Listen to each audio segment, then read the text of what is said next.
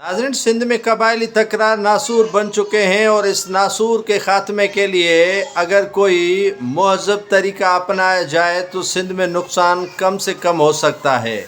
کہتے ہیں کہ سب کچھ لٹا کے اب آئے ہوش میں، یا دیر آید درست آید۔ خورشید شاہ پیپلز پارٹی کے ایم این اے، اعجاز جکرانی، محبوب بجرانی، سراج امروٹی، حافظ ربنواز چاچڑ، گل محمد جکرانی، جلال کلپر بگٹی اور دیگر بھرچونڈی کے پیروں سمیت پہنچے ڈاکٹر طارق ساونت کے ہاں اور اس قبائلی تکرار ساونت سندرانی کے خاتمے کے لیے میڑ منتھ لے کر گئے۔ اگر یہ میڑ منتھ قافلے پہلے ہی چلے جاتے تو شاید اجمل ساونت جیسے پروفیسروں کا قتل نہیں ہوتا۔